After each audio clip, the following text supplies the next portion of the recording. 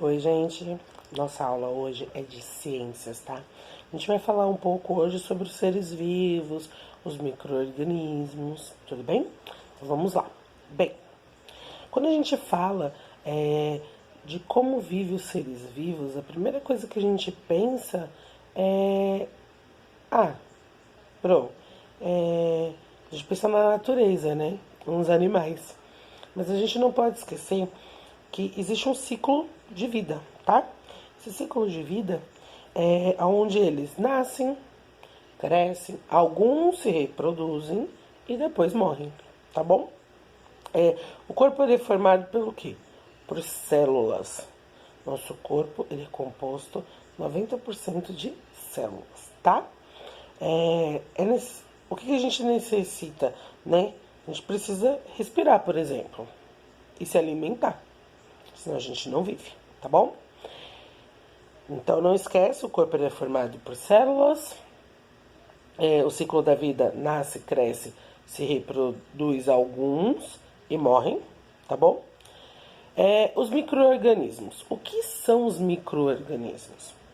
Bem, os micro-organismos são seres vivos pequenos que vivem dentro do nosso corpo ou fora e que a gente só consegue ver por um microscópio. Eu vou usar o exemplo do coronavírus, né? Porque é o que a gente mais está vendo, esse vírus que está dando essa epidemia toda. A gente não consegue ver ele, por isso que a gente usa máscara, uma máscara que segura bem as partículas do ar, o que a gente está respirando, o que a gente está falando, para a gente não se contaminar. Isso é o coronavírus, mas existem diversos outros, então vamos lá. Bem, a gente tem os vírus que pode ser a dengue, o coronavírus, catapora, a rubéola, um monte, aí sucessivamente. Bactéria. As bactérias, elas são o tétano, tuberculose e sucessivamente. Os fungos, a gente tem frieiras e micoses que a gente mais conhece. Esses que eu tô dando exemplo são os que a gente pode, que vocês podem conhecer, os que a gente mais conhece. Então, os fungos e as frieiras, a gente geralmente encontra onde? No pé, né? Não é todo mundo que tem, mas geralmente quando a gente vai pra praia, a gente volta, sempre acaba aparecendo, tá? Ela é transmissível também, ela passa de uma pessoa para outra. Protozoários é as doenças de Chaga, malária. Bem, gente, a gente conhece algumas dessas doenças, né? Eu vou focar no vírus, que o vírus é o que a gente está vivendo hoje, né? Que tem esse coronavírus, mas vocês não podem esquecer que tem os outros. E tem alguns que trazem benefícios pra gente. Ah, como assim benefício? Tem micro-organismos que eles são do bem, tá? Os micro-organismos dos bens, um exemplo, a gente tem alguns fungos que são benefícios do bem. Aí na página 74 está escrito os micro-organismos que trazem benefícios para nós, para nossa vida no dia a dia, tá? Apesar de poder causar doenças nos seres humanos, a maioria dos micro-organismos indefesos, alguns podem até causar benefícios. Então vamos pensar, qual a gente usa ele? Sim, a gente consome ele. O iogurte, o Danone que vocês adoram, aquele que vocês levam para a escola, para lanche, toma no lanche da tarde, toma no café da manhã, ele é fermentado. Como que acontece esse processo? Com o uso de uma bactéria, tá? O pãozinho que a gente adora, é porque a gente não tá na escola. Senão eu ia fazer um pão com vocês para vocês verem. O fermento que é colocado no pão, ele tem alguns micro-organismos e na verdade ele é um fungozinho. Se a mamãe comprar, vocês vão ver que ele é um quadradinho assim, for fazer, ele é um quadradinho. E ele, se você cheirar, ele tem um cheiro muito forte mesmo. Ele também tem micro-organismos e ele faz com que... Alguém já viu fazendo pãozinho? Quando a mamãe ou a vovó vai fazer? Quando coloca o fermento, a mamãe deixa descansando, tampa. Quando abre, o pão tá grandão, né? Ele tá bem pequenininho, quando abre, ele dobra de tamanho. Por que isso acontece? A fermentação que acontece dentro da massa, tá? Bem, a gente tem isso na produção de remédios também, antibióticos. Tem um remédio que é muito conhecido, que é a penicilina. Ele também é um micro-organismo do bem, tá? Dentro de nós seres vivos, nós temos bactérias que ajudam na digestão. Tudo que a gente come para fazer a digestão, a gente tem essas bactérias que ajudam a fazer essa digestão. Na decomposição dos seres vivos, quando morre um bichinho, quando morre uma pessoa, qualquer coisinha que morra, a bactéria, o fungo, ele é responsável pelo quê? Pela decomposição da matéria orgânica, de tudo que é vivo, né? Geralmente, quando morre, se morre um bichinho, a gente pega e enterra numa caixinha. Se passar alguns meses ou um ano, você for tirar, só vai ter o ossinho do bichinho lá. Por quê? Porque as bactérias, elas têm, esses micro-organismos, eles têm, como que eu vou explicar? Eles fazem essa comilançazinha, né? Eles comem tudo, o bichinho, e só deixa o osso. Porque o osso não tem bactéria que come. Nem cabelo, nem osso, ninguém come. Tá bom? Gente, aí no livro de vocês, na página 76, tem o exercício. Quais são as bactérias comuns nos seres vivos? Então, quais são as características comuns aos seres vivos? Então, o que a gente tem de comum com o animal? Nasce, cresce, alguns reproduz, precisa se alimentar e morre também, tá bom? Aí, a 2 numere a segunda coluna de acordo com a primeira. Então, a gente vai lá, micro-organismo, vai procurar qual é a característica dele e vai colocar número 1. E assim sucessivamente do lado, tá? Na 3, encontrar no diagrama 7 palavras, já está escrita a quantidade, por favor. 7 palavras que aparecem no texto. Então, lá no texto anterior são 7, não esqueçam disso, tá? Peraí. Agora, alimentação e energia. O que é alimentação e energia? Ai, professora. Bem, se você não comer, como que você vai ficar? Fraco. Então, a gente precisa se alimentar muito bem, tá? As principais fontes de energia da nossa vida é qual? A principal fonte de energia, não esquece, é a Terra e o Sol. A gente não pode esquecer.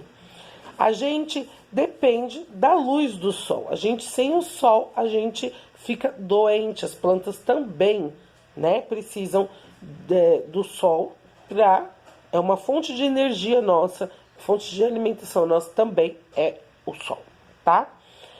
A energia necessária para que os seres vivos possam se movimentar, crescer, desenvolver e se reproduzir. E dos alimentos que os seres vivos tiram a energia.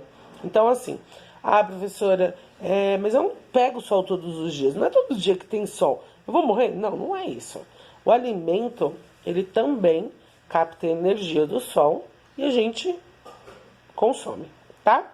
Os seres vivos obtêm energia dos alimentos. A forma da gente obter nos produtos, que é igual eu falei agora, eles recebem energia igual arroz, o feijão, que é uma planta que veio de uma plantação, a banana, a laranja e assim diversos outros elementos.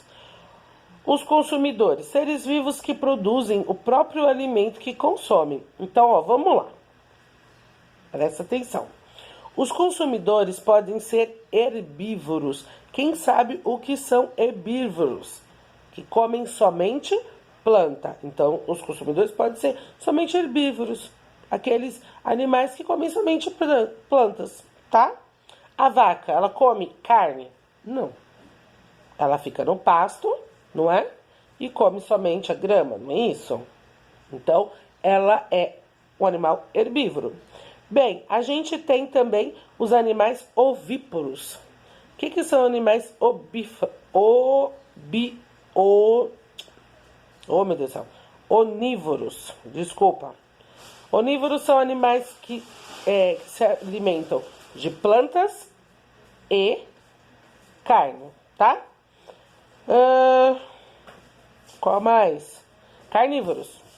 Não somos carnívoros, a gente também se alimenta, né? De carne. Não são todos. Tem gente, quando a gente fala assim, a pessoa é vegetariana. A pessoa que é vegetariana, ela não se alimenta de carne, tá?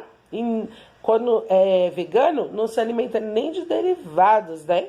Somente de animais, de alimentos naturais, saudáveis. No caso, tem pessoas herbívoras, né?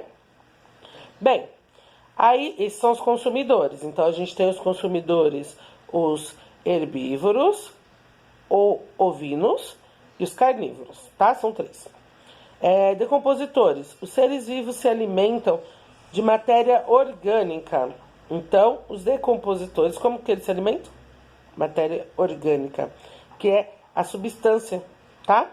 É transformada em substância e aí eles se alimentam disso. A gente tem um exemplo aí, um morango com um fungo, tá? Ele está no processo de decomposição. Quem é que se alimenta desse alimento que tem decomposição? Os decompositores, tá bom? A gente tem ai, que fofo, a gente tem o exemplo aí de um animal que ele está se alimentando no livro de eucalipto, tá bom? Isso na página 77.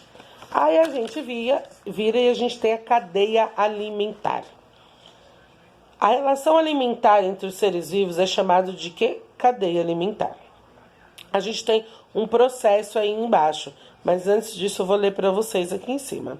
Ela pode ocorrer entre todos os ambientes. Em uma cadeia alimentar, a energia contida no alimento passa de um ser vivo para o outro. E nessa relação de alimentação, sempre há um produtor, um ou mais consumidores e os decompositores, tá? Nos seres humanos, os alimentos de outros seres vivos se alimentam de outros seres vivos e, desta forma, também fazem parte da cadeia alimentares dos consumidores ovíparos, onívoros, não sei porque eu estou falando ovíparos. Para representar uma cadeia alimentar, utilizamos setas. Então, para vocês prestarem atenção, vamos lá. A gente começa lá pelo Sol. O Sol, ele dá energia, né, para a plantação. A capivara, ela se alimenta, né, da plantação. E aí, quem come ela? A onça pintada. Isso é só um exemplo. Bem, as bactérias que ele libera criam os cogumelos, os fungos, e assim sucessivamente.